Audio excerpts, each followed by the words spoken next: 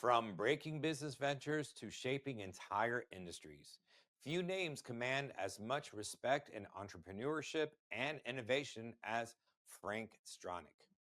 A visionary businessman, he's built global enterprises, created thousands of jobs, and left an incredible mark on the automotive and manufacturing sectors.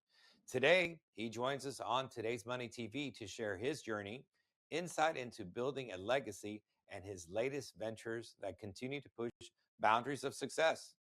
Stay tuned, you won't want to miss this. Hey Frank, how you doing?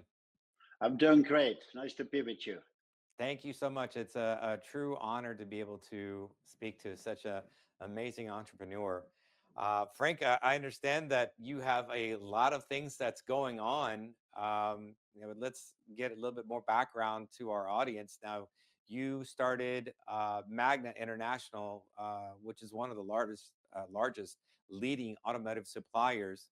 What were the principles and the business philosophies that enabled you to be able to have such a remarkable business?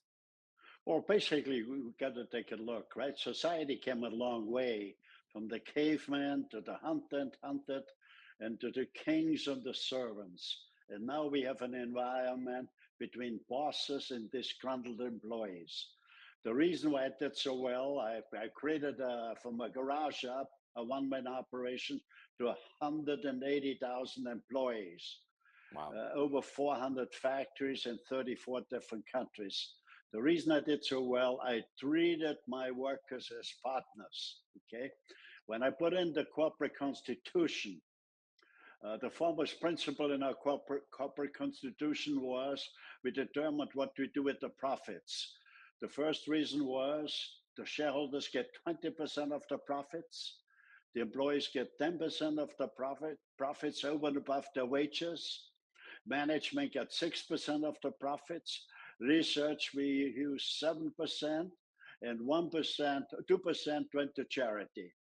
So Wow. that was when I put in that constitution. Profits were up the first year 40%, the second year 100%, the third year 200%. When you engage employees in a tangible way that they can participate and get a portion of the profits, you create an enormous force, right? Because the workers on the front line, if they know they get a piece of the action, they think, they work harder. So that's what it's all about. So, Mm. well, the essence of the economic charter is all politicians, all business people, pretty well everybody agrees. If the economy doesn't work, nothing else will work. If the Right now, economy doesn't work, wait, hold the on, Frank. So let me ask you a question. So you're taking your philosophy of how you ran business and applying it to the economics of Canada and being able to incentivize everyone there also. So you're transferring that success to another success. Now you're pushing for a Canadian economic charter to strengthen the freedom and prosperity of Canada. So yeah. what's your initiative that you're applying that to this success? Okay, well, let me explain so that it's easily that people easily understand it. Sure. I said early on, all the politicians agree, all business people agree, pretty well all people agree. If the economy doesn't work, nothing else will work. If the That's right. economy doesn't work, you cannot feed the hungry, you cannot look after the most fragile people, the elderly, the sick, and the handicapped. But interestingly enough, we don't talk about the most important subject. The most important subject is the economy. Of It's the course. economy and the economy. Of What course. drives the economy? Of course. The economy is driven by three forces: What are smart those? managers, Uh-huh. hardworking employees, Okay. and investors. The message I want to get across loud and clear is without workers, you can't make a profit. Yeah. So in essence, I want to get across. I'm not preaching to take away from the rich. I'm saying we must let workers participate to bake the economic pie. That means we're baking a bigger pie. Everybody will get a bigger slice, and we got to make capitalists out of the workers. Yeah, I think that's one of the things that everybody forgets. If there's no economy, and if you're not making money, 100% of nothing is nothing. But if you're creating the economics, whether it's in Canada or within your own business, if you're making money and everybody profits, then the company profits, and as an owner, you profit. You're incentivizing the people, really the foundation of your company. If you don't Well, have anybody there that's working, it's not going to do anybody any good anyway. So but I understand that. the workers make more money, right? The purchasing power, the economy functions. So That's right. anyway, the whole problem is basically the world has always been dominated by the golden rule. The people which have the gold or the money make the rules. Isn't Now that you the don't truth? see the kings no more.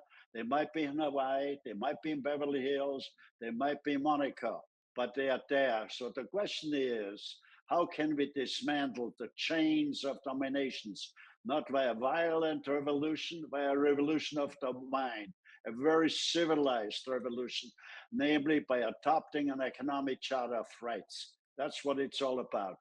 And how are you pushing this economic initiative, Frank, to be able to move forward in Well, Canada? basically, it's grassroots, right? We want to see that every Canadian or look, Canada and the United States is similar. They got the same problems. It's similar. So the same what I said now is also great for the United States, right? Because we got to realize there's less and less capitalists every day. Okay, and the nature, the laws of nature are much stronger than any man-made law. And the laws of nature are: if a species does not reproduce itself, another species will take over. In essence, we don't create capitalists. If we Yeah, don't, if we don't make capitalists out of the workers, there isn't a capitalistic system.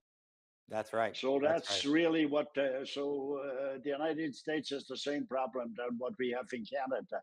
So I like to see that Canada is the first country in the world which be the economic charter will be part of the constitution.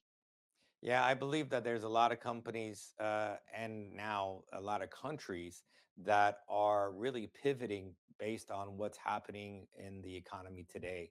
And they're still trying to adjust and jockey for position with every new administration that comes in. Everybody's got a new idea, new things that's coming out.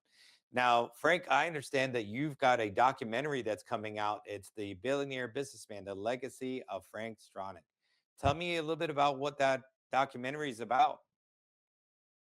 Well, basically, I like I said, I was born in Austria. When I was a kid, I wanted to see the world. I applied for a number of visas in different countries: South Africa, Australia, the United States, and Canada. Canada came first through with the visa, so I wound up in Canada. So anyway, I'm a dual and die maker by trade. It didn't take me long to find a job, right? I just, I just expanded so rapidly.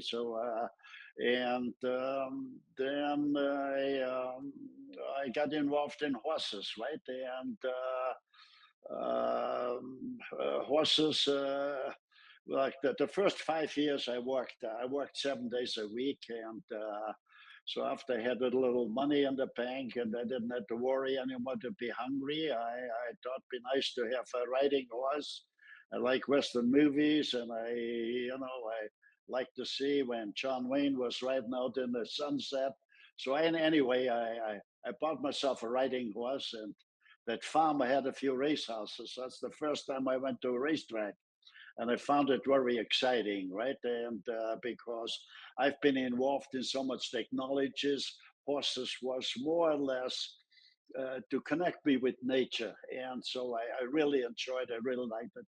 So anyway, I bought myself a few race horses, and then I saw the various racetracks and said, "Gee, those racetracks, I thought they were not run that great." So I was buying most of the racetracks. So I think I wound up with the largest city landowner in America. But the one thing, I became very sentimental then, because we really got to realize the greatest help to Homo sapien or to mankind were the horses. Okay, Okay. so we are not grateful enough, right, to make sure that horses have the right place. So I created one, maybe the largest bronze sculpture in the world, right? It's about 110 feet tall and about 300 feet wide. It's a horse called the Pegasus fighting the dragon, and the basic symbolic thing is that society people always have been influenced by the good spirits and bad spirits, right? Every day we got to make decision. Is it good or bad? Is it right or wrong? Is it constructive or destructive? But anyway, the whole point is we owe a great debt to the horse, and so that's a symbolistic thing what I built there, yeah, and that should remind people we got to be so thankful to horses. I agree. I agree. Frank, we got to get going. I thank you so much for taking the time to be on the show. We're going to put the QR code on the bottom of the screen here so that everybody can see the trailer to your documentary. And thank you so much for being on the show. It's really truly been an honor. Okay, great. Look forward to have another show one of those days. Okay, For thank you. sure. Thank you.